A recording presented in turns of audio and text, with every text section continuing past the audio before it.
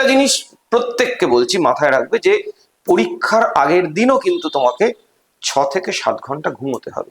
এই ঘুমটা খুব এসেন্সিয়াল, ঘুমটা যেন ঠিক সময় হয়। এইটা ভীষণ ইম্পর্টেন্ট। ঘুমটা এবং খাওয়া দাওয়াটা, যেটা যে কটা দিন আমার হাতের কাছে রয়েছে সেই দিনগুলোতে তোমার মাধ্যমিক পরীক্ষার যে সময় পরীক্ষার শিডিউল, ঠিক সেই সময় তুমি একটা করে পেপার সলভ করো, যে কোনো সাবজেক্ট সলভ করো। এক্সামিনার যদি খাতা দেখতে গিয়ে বিরক্ত হন, রুষ্ট হন, তাহলে কিন্তু ব্যস্তানুপাতে তোমার নম্বরটা কমবে। যে এক্সামিনার যত সহজে খাতাটা দেখতে পারবেন তত সহজে তুমি নম্বরটা পাবে। মানে কোনো একদিন ছেলেটা হয়তো পরীক্ষাটা একটু খারাপ দিয়েছে বা মেয়েটা হয়তো পরীক্ষাটা খারাপ দিয়েছে, বাড়ি ফিরে সে সান্ত্বনার বদলে যদি এটা পায় যে তোর দ্বারা জীবনে কিছুই হবে না, এই তোর দ্বারা জীবনে কিছুই হবে না শব্দগুচ্ছগুলো যখন তার উপর প্রযুক্ত হচ্ছে, সে কিন্তু নিজেকে ভাবতে আরম্ভ করছে আমার অবস্থানটা নেই আর কোথাও। ছোটরা কিন্তু নিজেদের কারণে নিজেদের জীবনকে শেষ করার দিকে যায় না, দায়ী আমরা বড়রা। মাধ্যমিক পরীক্ষা শুরু হচ্ছে, তুই রাত্রিবেলা 11টার সময় শুয়ে পড়ছিস। আরে মাধ্যমিক পরীক্ষা মানে তো রাত্রি 2টো অব্দি পড়তে হবে, বা মাধ্যমিক পরীক্ষা মানে তুই বেলা 7টার সময় ঘুম থেকে উঠছিস, তোকে তো ভোর 5টার সময় ঘুম থেকে উঠতে হবে। এতটাই সহজ নম্বর পাওয়া, মানে নম্বর না পাওয়াটা বরঞ্চ অনেক বেশি কঠিন কাজ। নমস্কার, নিবেদিতা অনলাইনে আমি নিবেদিতা দে আপনাদের স্বাগত। আমি আজকে বসে আছি পশ্চিমবঙ্গ সরকারি বিদ্যালয় শিক্ষক সমিতির সাধারণ সম্পাদক সৌগত বসুর সামনে। এবারে আপনাকে আমাদের চ্যানেলে স্বাগত। আমি সাধারণত আমার চ্যানেলটা এন্টারটেনমেন্টের, কিন্তু হ্যাঁ, কিন্তু আমি আমার মনে হলো যে একটুখানি এই শিক্ষক যে সমস্ত ছাত্রছাত্রীরা এবছর মাধ্যমিক উচ্চ মাধ্যমিক দিচ্ছে তাদেরকে একটু একটু গাইড করার জন্য, বা তাদের শেষ মিনিটে পরীক্ষার শেষ লগ্নে একটু কিছু টিপস বা কি তারা মাথায় রাখবে, এইটা জানার জন্যই আপনার কাছে এসেছি। এতটা দূরে, এটা আপনাদের উত্তরপাড়া স্কুল, হ্যাঁ, সুতরাং আপনি যদি কিছু টিপস ছাত্রদের দেন ভালো লাগবে। প্রথম যেটা বিষয় সেটা হচ্ছে, এখন তো নতুন করে প্রস্তুতির কোনো সুযোগ নেই, তার কারণ প্রস্তুতির কাজটা সকলের হয়ে গেছে। এরপর যেটা দরকার সেটা হচ্ছে, একদম সামনে পরীক্ষা, মাধ্যমিক 2রা ফেব্রুয়ারি থেকে শুরু হচ্ছে, 12ই ফেব্রুয়ারি পর্যন্ত চলবে। উচ্চ মাধ্যমিক 12ই ফেব্রুয়ারি থেকে শুরু হয়ে 27শে ফেব্রুয়ারি পর্যন্ত চলবে। ফলে উচ্চ মাধ্যমিক পড়ুয়াদের ক্ষেত্রে একটু সময় হয়তো আছে শেষ মুহূর্তের ঘষা মাজার জন্য, টিউনিং এর জন্য, কিন্তু মাধ্যমিক পড়ুয়ারা একদম দাঁড়িয়ে আছে পরীক্ষার দ্বার প্রান্তে। তার মধ্যে আমরা রয়েছি একটা ফেস্টিভ্যাল মুডে আর কি। মানে জানুয়ারি মাসটা পুরোটাই নানা রকমের উৎসব অনুষ্ঠানের মধ্যে দিয়ে আমাদের চলে। ফলে এই উৎসব অনুষ্ঠানের মধ্যে দিয়ে চলছি, তার মধ্যেই পরীক্ষার আবহ। বাড়িতে মাথা গুজে পড়াশোনা করছি, প্যান্ডেলে গান হচ্ছে, মনটা চলে যেতে চাইছে সেখানে, কিন্তু আমি বাধ্য হচ্ছি পড়াশোনাটা করতে বইয়ে। এরকম একটা অবস্থায় তারা প্রিপারেশন নিচ্ছে। যেটা এক কথায় বলার সেটা হচ্ছে, এই সময় নতুন কিছু ভাবতে যেও না, নতুন কিছু করতেও যেও না। তার কারণ মাধ্যমিক পরীক্ষা জীবনের প্রথম পরীক্ষা, এবং সকলে অনেক কঠিন কঠিন করে আমরা কথা বলি যে জীবনের প্রথম পরীক্ষা, প্রথম পাবলিক এক্সামিনেশন, তোমায় খুব সতর্ক থাকতে হবে, তোমায় প্রচুর নম্বর পেতে হবে, ইত্যাদি ইত্যাদি। এগুলো জাস্ট ভুলে যাও। তুমি যখন যত জীবনে এগোবে তত তুমি দেখবে যে তুমি জীবনের সহজতম পরীক্ষাটা আজকে দিতে যাচ্ছ, বা কয়েকদিন পরে তুমি দিতে যাচ্ছ। অর্থাৎ খুব সহজ পরীক্ষা জীবনে। এরপর যতগুলো তুমি পরীক্ষা দেবে সবকটা পরীক্ষা এর থেকে 1.5 গুণ বেশি কঠিন হবে। কিন্তু যেহেতু তুমি প্রথম পরীক্ষা দিচ্ছ, ফলে তোমার এই অভিজ্ঞতাটা নেই, বোর্ড পরীক্ষা একদম ফার্স্ট পাবলিক এক্সামিনেশন দিচ্ছ, সেই হিসেবে তোমার মনে হবে যে অনেক কিছু নতুন। হ্যাঁ, কিছু জিনিস নতুন আছে, তার কারণ তুমি যেখানে পরীক্ষা দিতে যাবে সেই পরিবেশটাই তোমার কাছে নতুন। তোমাকে দিতে হবে নিজের স্কুল থেকে বাইরে অন্য একটা স্কুলে। তোমার সেই পরীক্ষার ঘরে যারা অন্য জায়গায় সিট পড়বে, যারা ইনভিজিলেশনে থাকবেন, সেই সমস্ত স্যার ম্যাডামদের সঙ্গে তোমরা খুব একটা পরিচিত নও, মুখগুলোর সঙ্গেও পরিচিত নও। ফলে স্কুলে পরীক্ষা দিলে যে আবহটার মধ্যে থাকি, আমি এই জায়গাটা একটু কমফোর্ট জোন ফিল করি, সেই কমফোর্ট জোনটা কিন্তু থাকবে না। তাতে আতঙ্কিত বা আশঙ্কিত হওয়ার কিছু নেই, তার কারণ তোমার মতো করে লক্ষ লক্ষ ছাত্রছাত্রী পরীক্ষা দিচ্ছে, এবং প্রত্যেকেই এই কমফোর্ট জোন থেকে বেরিয়েই পরীক্ষাটা দিচ্ছে। ফলে তারা তাদের মতো করেই প্রস্তুতি নিয়েছে, তোমার মধ্যেও সেই প্রস্তুতির জায়গা তৈরি হয়ে গেছে। এখন যেটা প্রয়োজন, তোমার শরীরটা মনটাকে সুস্থ রেখে তোমাকে পরীক্ষা হলে পৌঁছতে হবে।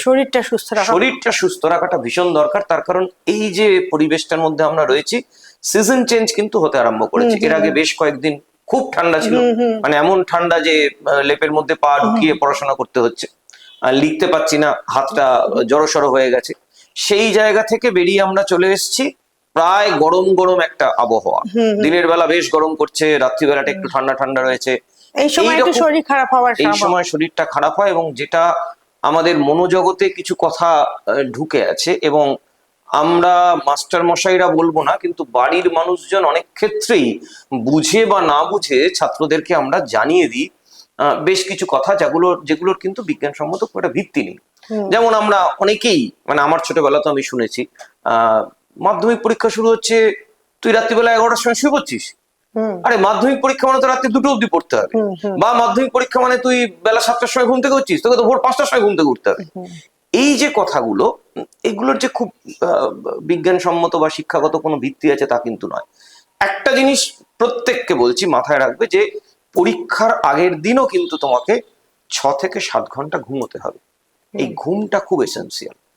এই জায়গাটা যদি কম্প্রোমাইজ হয়ে যায়, তাহলে দেখবে আমার সারা বছরের প্রস্তুতি রয়েছে, সমস্ত কিছু রয়েছে, কিন্তু আলটিমেটলি পরীক্ষা হলে গিয়ে কোনো না কোনো জায়গায় তুমি একটুখানি পিছিয়ে ল্যাক করছো, একটু নার্ভ ব্রেকডাউন করছে। মানে ঘুমলে একটা সিমেন্টিং হয়, মানে ওটা ওই যে পড়লাম সেটা ওখানে একদম। মানে আমাদের ছোটবেলায় যারা সাইকোলজি পড়াতেন আমাদের বিভিন্ন স্তরে, তারা বলতেন যে কোন একটা জিনিস মনে রাখার শর্ত হচ্ছে, এটা আমিও ছাত্রদের বলি, কোন একটা জিনিস মনে রাখার শর্ত হচ্ছে ঘুমের ঠিক আগে সেটা পড়লাম, ঘুম থেকে উঠেই প্রথম সেই পড়াটা পড়লাম, সবচেয়ে কঠিন যেটা আমি মনে রাখতে পারছি না কিন্তু চাইছি, সেটা এর মাধ্যমে মনে রাখা যায়। আমরা সেই কথায় অবশ্যই যাব, কিন্তু তার আগে প্রথম মাথায় রাখো যে তুমি তোমার রুটিনটা, আজকে যেখানে দাঁড়িয়ে আছি তার কয়েকদিন পরে মাধ্যমিক পরীক্ষা, তোমাকে রুটিনটা পরীক্ষার দিনের মতো করে সাজিয়ে নিতে হবে। অর্থাৎ যদি তোমাকে তোমার বাড়ি থেকে পরীক্ষা কেন্দ্রের দূরত্ব যাই হোক না কেন, তোমাকে মোটামুটি পরীক্ষার 1 ঘন্টা আগে বাড়ি থেকে বেরোতে হবে। তাহলে 1 ঘন্টা আগে যদি বাড়ি থেকে বেরোতে হয়, তোমাকে 9:30 নাগাদ বাড়ি থেকে বেরোতে হবে। আমরা ধরে নিচ্ছি 10:45 পরীক্ষা শুরু, তোমাকে 10:30টার মধ্যে হলে পৌঁছতেই হবে। তাহলে 9:30টায় বাড়ি থেকে বেরোতে হলে মোটামুটি তোমাকে 8:30টায় স্নান করতে হবে, তারপর খাওয়া দাওয়া করে নিতে হবে। তাহলে 8:30টায় স্নান করতে গেলে তোমাকে মোটামুটি 6টার সময়, 9টা মাথায় রেখে তাহলে আমি যদি সেইভাবে 8:30 বা 8:15টায় স্নান করতে যাই ভাবি, তাহলে আমাকে 6টা নাগাদ ঘুম থেকে উঠে পড়তে হবে। 6টায় ঘুম থেকে উঠলে তুমি ব্যাক ক্যালকুলেশনে চলে এসো রাত্রিবেলা কতক্ষণে আমি ঘুমোতে যাব, রাত্রির 11টা থেকে 11:30, তার বেশি কিন্তু কোনোভাবেই নয়, না হলে 6 থেকে 6.5 ঘন্টা ঘুম হবে না। এই ঘুমটা খুব এসেন্সিয়াল, পরীক্ষা হলের জন্য এসেন্সিয়াল। তার কারণ তোমার নার্ভাস সিস্টেমকে সবচেয়ে অ্যাক্টিভ কন্ডিশনে রাখতে হবে যে সময়টা পরীক্ষা দিচ্ছ। এই পরীক্ষার সময়টা অ্যাক্টিভ কন্ডিশনে রাখার আরেকটা সহজ টিপস হচ্ছে, যে কটা দিন আমার হাতের কাছে রয়েছে সেই দিনগুলোতে তোমার মাধ্যমিক পরীক্ষার যে সময় পরীক্ষার শিডিউল, ঠিক সেই সময় তুমি একটা করে পেপার সলভ করো, যে কোনো সাবজেক্ট সলভ করো। সেই পেপারটা তোমাকে কেউ চেক করে দিন বা না দিন কোনো ফ্যাক্টর মানে ওই ঠিক 10:45 তুমি প্রশ্ন পাচ্ছ, তুমি 3 ঘন্টা লিখছো, এই জায়গাটা তুমি 4 দিন 5 দিন তোমার হাতে যা সময় আছে, বা 7 দিন তোমার হাতে যা রয়েছে, এই সময়টা তুমি এই অভ্যাসটা করো, প্রত্যেকদিন একটা করে পেপার, যে তুমি নতুন প্রশ্ন পাচ্ছ, তুমি লিখতে আরম্ভ করছো, এবং লেখাটার ক্ষেত্রেও কোন কোন জিনিসগুলো তুমি অনুসরণ করবে সেটা আমরা একটু বলবো, যে ভুলগুলো থাকে, যেহেতু প্রথম পরীক্ষা আমাদের অনেক রকম করে ইনস্ট্রাকশন। একটা প্রশ্ন এখানে, সেটা হচ্ছে যে এই সময় টেলিভিশনের ব্যাপারটা জিজ্ঞেস করছি, যে বাড়িতে নিউজ চলে, সিরিয়াল চলে, অনেক সময় অনেকে দেখা অভ্যেস থাকে, আবার অনেকে হলে গিয়ে বলে যে আমার পরীক্ষার মুডটা আছে, আমি হলে গিয়ে একটা সিনেমা দেখে এলাম। তো এগুলো কি সত্যি উপকার করে, মানে এন্টারটেনমেন্ট, নাকি এটা থেকে একটু দূরে থাকাই ভালো? এটার এক কথায় কোনো উত্তর হয় না, মানে এটা ভীষণ রকম পার্সন স্পেসিফিক। আমাদের মনোজগৎটা যেমন ভীষণ রকম পার্সন স্পেসিফিক, সেরকম এই জায়গাটা খুব পার্সন স্পেসিফিক। যদি কেউ মনে করে যে আমি আগের দিন রাত্রে প্রত্যেকটা পড়া একবার করে চোখ না বোলালে আমি কনফিডেন্ট হব না, আমি হব না, এটা একটা স্টাইল।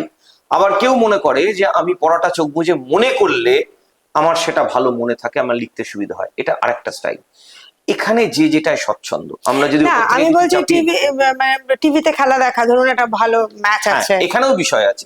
এবার কারুর একটা মনে হলো যে আমি আগের দিনটা কিছুটা সময় আমার এন্টারটেনমেন্টের জন্য রাখবো, আমি একটু গান শুনবো, আমি একটু কিন্তু বাড়ি থেকে বেরিয়ে গিয়ে করাটা না, ডেফিনেটলি বাড়ি থেকে বেরোলে আরো অনেকগুলো বিপদ হতে পারে। বাড়ি থেকে বেরোলাম, পাটা মুচকে গেল, কেউ একটা সাইকেল এসে ধাক্কা মারলো, এই ঘটনাগুলো যে কোনো সময় হয়। আর মনটা তো অন্যমনস্ক। ফলে আমি কখনোই বাড়ি থেকে বেরোবো না, বাড়ির মধ্যে থেকে যদি মনে হয় যে আমি 10 মিনিটের একটা নিউজ চ্যানেল দেখলে আমার ভালো লাগবে, আমি একটু ফ্রেশ হয়ে যাব, বা একটু গান শুনলে ভালো লাগবে, বা একটা সিনেমার ছোট্ট একটা ক্লিপিংস দেখলে আমার ভালো লাগবে, করি না, অসুবিধা নেই। তার মধ্যে বিরাট কোনো ক্ষতিবৃদ্ধি কিছু নেই। যেটা করে আমি ভালো থাকবো সেটাই আমার জন্য সবচেয়ে ভালো। সবচেয়ে বড় কথা যেটা বললেন, ঘুমটা যেন ঠিক সময় হয়, এইটা ভীষণ ইম্পর্টেন্ট। ঘুমটা এবং খাওয়া দাওয়াটা, যেটা আমরা পরীক্ষা হলে দেখি, সহজপাচ্য খাবার খেতে হবে। সহজপাচ্য খাবার খাই না, অনেক রাত অব্দি জেগেছি, এবং রাত্রে আমাদের খাবার স্টাইলটা বাঙালিদের তো ভীষণ গন্ডগোলের, খেয়ে আমরা শুয়ে পড়ি, যেটা একদমই ভুল। তো অনেক রাত জেগে পড়েছি, তারপর খেয়ে শুয়ে পড়েছি, খাবারটা ডাইজেশন হয়নি, পরের দিন সকালবেলা উঠতে দেরি হয়েছে, টেনশনে কিছু খেতেও পারিনি, যখন গেছি পরীক্ষা হলে তখন শরীর খারাপ হচ্ছে, শরীর অস্বস্তি হচ্ছে, হয়তো বা বমি টমি হলো। এইটা খুব সমস্যা তৈরি করে। এমনিতেই অ্যাংজাইটি থাকে, একদম এই অ্যাংজাইটিটা থাকবেই, যতই আমরা বলি না কেন অ্যাংজাইটি থাকবে না। প্রথম দুটো পরীক্ষায় এই অ্যাংজাইটি থাকবেই, সেটা প্রত্যেকে আমরা কাটিয়ে উঠি, তোমরাও কাটিয়ে উঠবে আগামী দিনে। কিন্তু এই ভয়টা অনেক ক্ষেত্রেই দেখা যাবে অমূলক ভয়, এটা আমরা কাটিয়ে উঠতে পারবো, এইটুকু মাথায় রাখো। এবার একটা প্রশ্নে চলে যায়, একদম স্পেসিফিক প্রশ্নে চলে যাই। আমরা জানি যে এই যে প্রশ্ন উত্তরের ব্যাপারটা, হ্যাঁ, আমাদের যেমন ছিল সময় যে যেগুলো আমরা আগে জানতাম সেগুলো আগে লিখে নিতাম, এটা কি এখনো করা যায়? এখনো করা যায়, তবে মানে ধরুন 9 নম্বর, 18 নম্বর, 21 নম্বর, এই তিনটে আমার খুব ভীষণ ভাবে পড়া আছে, সুতরাং এই তিনটে আমি আগে লিখে ফেললাম। এখানে একটা বিষয় আছে, সেটা হচ্ছে মাধ্যমিক স্তরে আমাদের এখন একটা বিরাট অংশ এমসিকিউ থাকে। এবার এই এমসিকিউর প্রশ্নগুলোর ক্ষেত্রে আমরা সবসময়তেই বলি এমসিকিউটা যে বিভাগে থাকে, এবং এমসিকিউ গুলোর ক্ষেত্রে কোনো অপশন থাকে না, সবকটাই লিখতে হবে, 1 2 3 4 5 6। এমসিকিউ গুলো সবকটা যেহেতু আমাকে করতে হবে, অতএব আমি লিখতে পারি বা না পারি, আমি খাতার মধ্যে 1 2 3 4 করে এমসিকিউ নাম্বার গুলো নোট করে রাখলাম। তাতে কি হয়, আমি হয়তো 10টা লিখতে পারলাম, 3টে লিখতে পারলাম না, জায়গাটা ফাঁকা থাক, আমার যখন পরে মনে পড়বে লিখবো। কিন্তু আমি 1.10 পরে যদি 1.16 চলে যাই, তারপরে আবার 1.9 ফিরে আসি, এতে এক্সামিনারের খুব সমস্যা হয়। আর যত এক্সামিনার রুষ্ট হবেন, মাথায় রাখবে এটা ব্যস্তানুপাতিক একটা সম্পর্ক, তোমাদের বলছি, এক্সামিনার যদি খাতা দেখতে গিয়ে বিরক্ত হন, রুষ্ট হন, তাহলে কিন্তু ব্যস্তানুপাতে তোমার নম্বরটা কমবে। উদ্দেশ্য হবে একটাই, এক্সামিনার কত সহজে খাতাটা দেখতে পাচ্ছেন, কত সহজে পড়তে পাচ্ছেন, এবং সেই অনুযায়ী নাম্বারিংটা তোমার ভালো। মানে এমসিকিউ এর এগুলো দেয়া থাকবে, ধরা যাক 4টে পারলো, 2টো পারলো না, ওখানে ফাঁকা থাক, পরে লিখবে, না পারলে ফাঁকাই থাক, না পারলে ফাঁকা থাকবে, কোনো অসুবিধা নেই। কিন্তু আগেরটা পরে পরেরটা করবো না। আচ্ছা, একটা প্রশ্ন, সেটা হচ্ছে যে কতটা আমাদের সময় বড় লেখা তো অনেকগুলো হতো, এখন তো এমসিকিউ মানে ছোট লেখাটা, মানে বেশিরভাগ ক্ষেত্রে এক কথায় উত্তরই প্রায় বেশি হয়ে গেছে। তাও নয়, এক কথায় উত্তর আছে, এমসিকিউ আছে, কিছু বড় লেখার জায়গা অবশ্যই আছে। মানে যেভাবে কত নম্বর বড় লেখা, কত নম্বর ছোট লেখা, এটা সাবজেক্ট অনুযায়ী ভ্যারি করে। যেমন আমি যে বিষয়টা পড়াই, যেটা লাইফ সায়েন্স, আমি যে বিষয়টা পড়াই, সেখানে এমসিকিউ রয়েছে 15টা, সেখানে ভিএসকিউ খুব ছোট প্রশ্ন রয়েছে 21টা, সেখানে 2 নম্বরের প্রশ্ন রয়েছে 12টা, আর 5 নম্বরের প্রশ্ন থাকে 6টা। আচ্ছা, তো 5 নম্বরের যে প্রশ্ন, সেটাও কিন্তু এককভাবে 5 নয়, সেটাতেও 2 + 3 একটা ভাগ থাকে। ফলে নাম্বার তোলা মানে এখন প্রত্যেকটা সাবজেক্টেই 100 পাওয়া যায়, প্রত্যেকটা সাবজেক্টে। একটু চেষ্টা করলেই, যারা খুব সিরিয়াস, মাধ্যমিকের রেজাল্টস করে দেখা যায় যে যারা একদম প্রথম দিককার পড়ুয়া, তারা অনেকেই এমন সাবজেক্টে 100 পাচ্ছে, যেটা আমাদের চিন্তা ভাবনার অতীত ছিল, এটা এখন এই সিলেবাস, এই ফরম্যাটের মধ্যে চলে এসছে। ফলে এটা করা যায়। ন্যাচারালি প্রচুর লিখতে হবে, মাস্টারমশাইরা লেখা কতটা হয়েছে সেই দিয়ে ওজন করে নম্বর দেবেন, এই বিষয়গুলো চলে গেছে। এখন যেটা দরকার, সেটা তোমাকে ঠিক যতটুকু জানতে চাওয়া হয়েছে, যেভাবে জানতে চাওয়া হয়েছে, তোমাকে ঠিক সেভাবেই উত্তরটা দিতে হবে। যেমন আমাদের বিষয়ের ক্ষেত্রে, লাইফ সায়েন্সের ক্ষেত্রে, একটা পার্থক্যের প্রশ্ন থাকে অনেক সময়, যে সাপোজ এ এবং বি এর মধ্যে পার্থক্য লেখো, সেটা কিন্তু আমার কল্পনা করে পার্থক্য লেখার কোনো জায়গা নেই। আমাকে বলে দেওয়া হবে এ এবং বি এর পার্থক্য লেখো, তুমি ক খ গ তোমাকে 3টে পয়েন্ট দিলাম, তার ভিত্তিতে এ আর বি কোথায় কোথায় আলাদা তোমাকে উল্লেখ করতে হবে। ও বাবা! অর্থাৎ তোমাকে পুরো উত্তরটাই গাইড করে দেওয়ার মতো, তুমি কি লিখবে সেটা পুরোটাই গাইড করে দেওয়ার মতো সিলেবাসে সাজিয়ে দেওয়া হয়েছে। এটা কম বেশি প্রায় সব সাবজেক্টের ক্ষেত্রেই। আচ্ছা, কটা শব্দে উত্তর লিখতে হবে প্রত্যেকটা বড় প্রশ্নের ক্ষেত্রে ভিন্ন ভিন্ন সাবজেক্টে বলে দেওয়া থাকে, এতগুলো শব্দের মধ্যে উত্তর লিখতে হবে, বাড়তি লেখার কোনো জায়গা নেই। এবং অনেক ক্ষেত্রেই ইংলিশের ক্ষেত্রে যেমন দেখা যায়, যেখানে প্যারাগ্রাফ বা কোনো লেটার রাইটিং এর জায়গা রয়েছে, সেখানে যে কি পয়েন্টস গুলো দেওয়া থাকে সেগুলোকে অলমোস্ট একটু জুড়ে দিলে আমার উত্তরটা হয়ে যেতে পারে। আচ্ছা, ওখানে পয়েন্টও দেওয়া থাকে? পয়েন্টও দেওয়া থাকে, ফলে এতটাই সহজ নম্বর হ্যাঁ, পাওয়া, মানে নম্বর না পাওয়াটা বরঞ্চ অনেক কঠিন, বেশি কঠিন কাজ। কঠিন। ফলে একদমই ঘাবড়ে যেও না, তার কারণ তোমাদের নম্বর দেওয়ার জন্য আমরা সবাই বসে বসে আছি। আছি, হ্যাঁ। সেই নম্বরটা আলটিমেটলি তোমাদেরকে পেতে হবে। খাতাটা একটু ঠিকঠাক উত্তরের কাছাকাছি গেলেই প্রায় পুরো নম্বর পাওয়া যায়। হ্যাঁ, তবে নিশ্চয়ই গল্প লিখে আসবো না সেখানে, উত্তরের সঙ্গে সম্পর্কহীন কিছু আজগুবি কথা নিশ্চয়ই লিখবো না। উত্তরের সঙ্গে সঙ্গতিপূর্ণ কথা থাকলেই মাস্টারমশাই দিদিমণিরা নম্বর দেবেন। আমি শুনেছি যে কিছু কিওয়ার্ড থাকে, মানে ধরা যাক 5 নম্বরের প্রশ্নে যে লিখলো তার মধ্যে 4টে কিওয়ার্ড আছে, যেই 4টে কিওয়ার্ড লিখলে মোটামুটি সে পুরো নম্বর পেয়ে যায়, এরকম কোনো ব্যাপার আছে কি খাতা রাখার? একটা প্রত্যেকটা জিনিসের ক্ষেত্রেই তো কিছু কিওয়ার্ড বলুন, কিছু কি পয়েন্টস বলুন, এটা তো থাকেই। যেমন যদি অনুচ্ছেদ লিখতে হয় বাংলায়, তাহলে তার কিছু নির্দিষ্ট ফরম্যাট আছে। ঠিক সেরকম ভাবে যখন অঙ্কে উপপাদ্য লিখছে তার নির্দিষ্ট একটা ছব্বা আছে। সম্পাদ্য যখন করছি তখন তার আঁকার ক্ষেত্রে কি ধরনের পেন্সিল ব্যবহার করছি, কোথায় মার্কিং করছি, তার নিজস্ব কিছু স্টাইল আছে।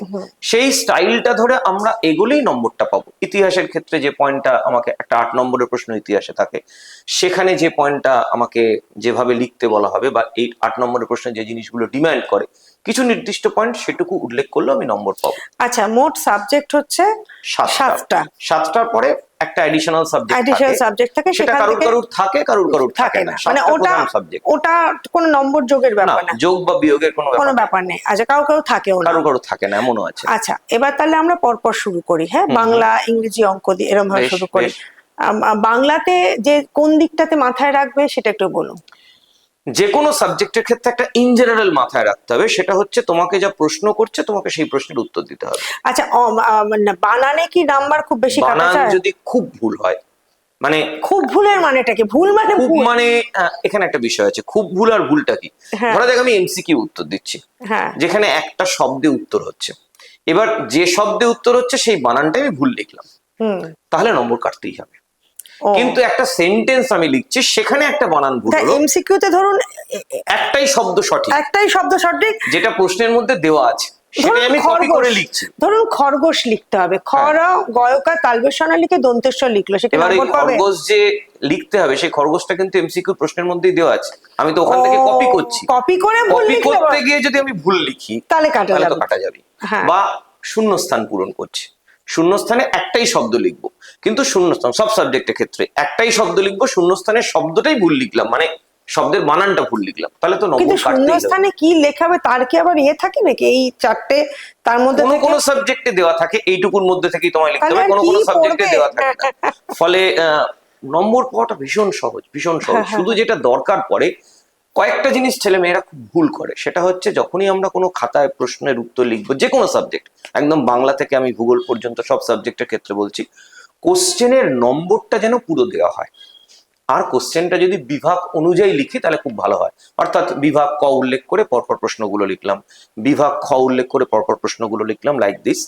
এবং এর সঙ্গে যেটা গুরুত্বপূর্ণ সেটা হচ্ছে, ধরা যাক বিভাগ খটা শুরু হচ্ছে কোশ্চেন নাম্বার 2, তাহলে কোশ্চেন নাম্বার 2টা যেন উল্লেখ করা থাকে। 2 এর মধ্যে আছে 2.1 আছে, 2.1.1 আছে, 2.1.2 আছে। তার মানে পরপর লেখাটাই অ্যাকচুয়ালি ভালো, সবচেয়ে ভালো। আমি কিছু সময়তে ছোট প্রশ্নের ক্ষেত্রে কখনোই আমরা বলি না যে তুমি সিরিয়ালটা ব্রেক করো। বড় প্রশ্নের ক্ষেত্রে কখনো কখনো সিরিয়াল হয়তো ব্রেক করতে হয়, কিন্তু ছোট প্রশ্নের ক্ষেত্রে কখনো করবে না। আর পুরো নম্বরটা, ধরা যাক 2.1.1 একটা নম্বর আছে, আমি ওপরে একবার 2 লিখে দিয়েছি, তারপরে 1 লিখলাম।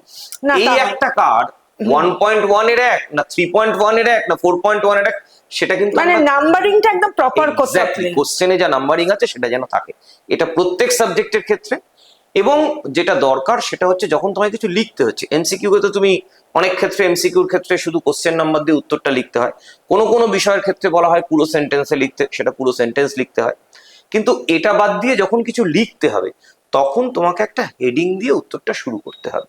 অর্থাৎ কোশ্চেনে যেটা চেয়েছে, সাপোজ এ বলতে তুমি কি বোঝো, তাহলে এ সংজ্ঞা, এটা হেডিং, আচ্ছা তার তলায় আমি লিখতে আরম্ভ করলাম। আচ্ছা আচ্ছা এই যে হেডিংটা, অনেক সময়তেই তো আমরা কোশ্চেন বারবার দেখি না, উল্টে হ্যাঁ, পাল্টে কি ওই দিয়েছে, ওটাতে ওই এ সংজ্ঞাটা দেখে আমরা বুঝে যাই যে এর সংজ্ঞা লিখতে বলা হয়েছে। তার মানে বেসিক্যালি শিক্ষকদের দেখার যাতে সুবিধা হয় তারও একটা বিরাট একদম বড় মাথায় রাখতে হয়। প্রথমে আমি বললাম যে এক্সামিনার যত সহজে খাতাটা দেখতে পারবেন, তত সহজে তুমি নম্বরটা পাবে। আচ্ছা, এটা তো হলো আমরা বাংলা, ইংরেজি, অঙ্ক, মেনলি তো ইংরেজি অঙ্ক এই দুটো তো খুব একটা ইংরেজিতে এখন প্রচুর নম্বর পায়, ইংরেজিতে আর কি এখন ফেলটেল করে না। আচ্ছা ইংরেজি যেহেতু ইংরেজির ক্ষেত্রে একটা সুবিধা আছে, ইংরেজিটা কোশ্চেনের মধ্যেই উত্তর।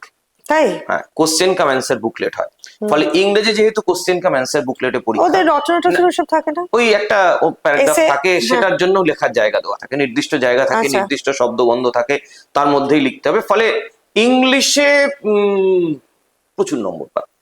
দুটো প্যাসেজ থাকে, মানে রিডিং অংশে সিন এবং আনসিন, সেখান থেকে উত্তরগুলো খুঁজে পাওয়াটা খুব কঠিন নয়, খুব আনকমন প্যাসেজও থাকে না, ফলে এখানে নম্বর পাওয়াটা অনেক সহজ। গ্রামার জায়গাতেও খুব সহজেই নম্বর পায়। অঙ্কটা, অঙ্কর ক্ষেত্রে তুলনামূলকভাবে একটু পিছিয়ে পড়া যারা, তাদের তিনটে সাবজেক্টে দেখা যাচ্ছে নম্বরটা বেশ কম। তার মধ্যে একটা অঙ্ক, একটা ফিজিক্যাল সায়েন্স, আর একটা ইতিহাস। এই তিনটে সাবজেক্টে কিন্তু নম্বরটা বেশ কম হয়। কম হয় মানে যারা ভালো তাদের চিন্তা করার কোনো কারণ নেই, যারা তথাকথিত প্রিপারেশন ঠিক মতো নেয়নি তাদের নম্বরটা একটু খারাপ হয়, এবং হয়তো অনাবশ্যক কিছু ভুলভ্রান্তিও আমরা করে ফেলি। মানে অঙ্ক আর ফিজিক্যাল সায়েন্সের ক্ষেত্রে এমন নয় যে প্রচুর সমস্যা থাকে, সেই সমস্যাগুলো পারা যায় না তা নয়। টেনশন থেকে অনেক সময় উপরের লাইনে নিচের লাইনে একটা, উপরে দেখলাম 3, নিচে লিখছি 8। হ্যাঁ, এই ভুলগুলো যদি হয়, সিলি মিস্টেকটা যদি হয়, তাহলে তো কিছু করার নেই। বা একটা অঙ্ক করলাম, সলভ করলাম, হয়তো উত্তরটা লিখলে, অ্যান্সার বলে উত্তরটা লিখলে আমি আরো 1 নম্বর এক্সট্রা পাবো, আমি সেই লাইনটা মিস করে গেলাম। এইগুলো ক্ষেত্রে নম্বরটা মানে পুরো কাটা হয় না, কিন্তু ওই স্টেপ ধরে ধরে নম্বরটা আমরা কাটি। ফিজিক্যাল সায়েন্সের ক্ষেত্রেও যেভাবে ছোট ছোট, মূলত ছোট প্রশ্নেরই পরীক্ষা এগুলো, যেটা বারবারই আমরা বলছি, তো ফিজিক্যাল সায়েন্সের ক্ষেত্রেও যেখানে ছোট প্রশ্ন থাকে, সেখানে যদি প্রশ্নের থেকে উত্তর মানে সীমানার মধ্যেই না থাকে, মানে যা চাওয়া হয়েছে তার বাইরে গেলাম, এতটা বাইরে গেলাম যে উত্তর নম্বর দেওয়া গেল না, এটা তো একটা সমস্যা। এখন ইদানিং যে সমস্যা হয়, এই সমস্যাটাও কমে গেছে। এখন ইদানিং হচ্ছে জায়গাটা পুরো ফাঁকা, মানে মাস্টার মশাই চাইছেন একটা দুটো ভুল শব্দ থাকলেও আমি নম্বর দেবো, কিন্তু ভুল শব্দটাও নেই, জায়গাটা সাদা। এইটা হলে তো নম্বর দেওয়ার খুব কঠিন বিষয়। মানে আমরা সকলে চাইছি নম্বর দিতে, আমরা পেন খুলে বসে আছি নম্বরটা দেবো, কিন্তু উত্তরের ধার কাজ দিয়ে শব্দ তো গেলই না, প্লাস জায়গাটা ফাঁকা, প্রশ্নের নম্বরটাই নেই। কেন মানুষ মানে বাচ্চারা এত কম পড়ছে কেন? নানা রকম আর্থসামাজিক কারণ আছে, এটা এত স্বল্প পরিসরে আলোচনা করাটা খুব বিপদ। কিন্তু আমি বলবো যে তোমরা এই উদাহরণগুলো থেকে খুব বেশি নিজেদের টেনশন বাড়িয়ে ফেলো না, এটা যার হয়েছে তার হয়েছে। এইবার আমার বক্তব্য হচ্ছে বাবা মার প্রসঙ্গে। বাবা মার সম্পর্কে আপনি যদি একটু গাইড করেন যে তাদের কিরকম আচরণটা হওয়া উচিত, কারণ অনেক সময় যেটা আমার বক্তব্য, বাবা মা হয়তো প্রয়োজনের তুলনায় বেশি অ্যাংজাইটি দিয়ে ফেলে ছেলে মেয়েদের, এইটা আমার মনে হয়, সেটা আপনি যদি একটু বলেন। এটা একদমই সত্যি কথা। সেটা হচ্ছে, ছাত্ররা তো জীবনের প্রথম পরীক্ষা দিতে যাচ্ছে, তারা কিন্তু বন্ধু বান্ধবদের সঙ্গে কথা বলে, স্কুলে কথা বলে, মাস্টারমশাই দিদিমণিদের সঙ্গে কথা বলে অতটা টেনশন আক্রান্ত হয় না। কিন্তু যেটা সমস্যা হয় বাড়ির লোকেরা, বিভিন্ন এজ গ্রুপে বাড়ির লোকরা রয়েছেন, তাদের চারপাশের যে মানুষজন রয়েছেন, তারা তাদের সমসাময়িক কথাগুলো বাবা মাকে অনেক সময় বলে। আমাদের সময় এই হতো, মাধ্যমিক যদি খারাপ হয় তাহলে তো কোথাও ভালো করে ভর্তি হতে পারবে না, জীবনটাই ব্যর্থ হয়ে গেল। বাবা মা নিজের অবচেতন মনে সেই কথাগুলোকে ক্যারি করতে আরম্ভ করে, এবং বুঝে বা না বুঝে, আমি শব্দটা আবার রিপিট করছি, শব্দগুলো বুঝে বা না বুঝে সেগুলো সন্তানকে বলতে আরম্ভ করে। সন্তানের কাছে শব্দগুলো কিন্তু মারাত্মক। অর্থাৎ বাবা বা মা যদি এতটা টেনশন করেন, এবং বাবা মা কিন্তু খুব সহজে গল্প করার মতো করে বলছে তা নয়। মানে কোনো একদিন ছেলেটা হয়তো পরীক্ষাটা একটু খারাপ দিয়েছে, বা মেয়েটা হয়তো পরীক্ষাটা খারাপ দিয়েছে, বাড়ি ফিরে সে সান্ত্বনার বদলে যদি এটা পায় যে তোর দ্বারা জীবনে কিছুই হবে না, এই তোর দ্বারা জীবনে কিছুই হবে না শব্দগুচ্ছগুলো যখন তার উপর প্রযুক্ত হচ্ছে, সে কিন্তু নিজেকে ভাবতে আরম্ভ করছে, আমার অবস্থানটা নেই আর কোথাও, আমাকে দেখার মতো কেউ নেই, আমাকে ভালোবাসার মতো কেউ নেই, আমার পৃথিবীতে না থাকাই ভালো। যতগুলো দুর্ঘটনা ঘটে, মানে সুইসাইড রেজাল্ট বেরোনোর পরে, পরীক্ষা দেওয়ার পরে তার সিংহভাগ কারণ কিন্তু আমরা বড়রা। মাথায় রাখবো, ছোটরা কিন্তু নিজেদের কারণে নিজেদের জীবনকে শেষ করার দিকে যায় না। দায়ী আমরা বড়রা। সেই আমি কখনো কখনো শিক্ষক, সেই আমি কখনো কখনো পিতা, সেই আমি কখনো কখনো মাতা, সেই আমি কখনো কখনো কোনো অন্য অভিভাবক, যাদের কার্যকারণে সেই ছাত্রটি মানে এই পরীক্ষাটাই তো সব নয়, জীবনে তো কত কি আছে, কোনো পরীক্ষাই সব কোনো নয়। পরীক্ষাই সব না, জীবনে শেষ দিন পরীক্ষাই পরীক্ষায় সব নয়, তার কারণ প্রত্যেক মুহূর্তে আমাদের পরীক্ষা দিতে হয়। হ্যাঁ। প্রত্যেক মুহূর্তে প্রত্যেকটা মানুষ জন্ম মুহূর্ত থেকে পরীক্ষা দিচ্ছে, চিতায় ওঠার আগে পর্যন্ত তাকে পরীক্ষা দিয়ে যেতে হচ্ছে। ফলে এই যে নানা রকমের পরীক্ষা, এটা কাগজের পরীক্ষা, কাগজে কতগুলো নম্বর তা দিয়ে খুব একটা কিছু এসে যায় না। এতে কারুর ভালো কাগজ আছে, কারুর খারাপ কাগজ আছে, তা দিয়ে জীবনে এক বিন্দু লাভ হয় না। এবং ভবিষ্যতে বহু দেখা যায় যে মাধ্যমিকে তেমন কিছুই মোটে করতে পারলো না, বা এই ফার্স্ট বোর্ডের পরীক্ষাতে, কিন্তু ভবিষ্যতে তারা ভীষণ বড় বড় অবশ্যই তার কাজ করছে, কারণ তো আস্তে আস্তে সে বাড়ছে। তো এখন একটু ভালো চাকরির ক্ষেত্রে, যেখানে হায়ার সেকেন্ডারির পর থেকে কোয়ালিফিকেশন গুলো নেওয়া হয়, সেখানে মাধ্যমিকের নম্বরটা দেখাই হয় না। মাধ্যমিকের নম্বরটা কোথায় লাগে এটা তোমরা ভালো করে শুনে রাখো। মাধ্যমিকের নম্বরটা লাগে তোমার শুধু ক্লাস 11 ভর্তি হওয়ার জন্য।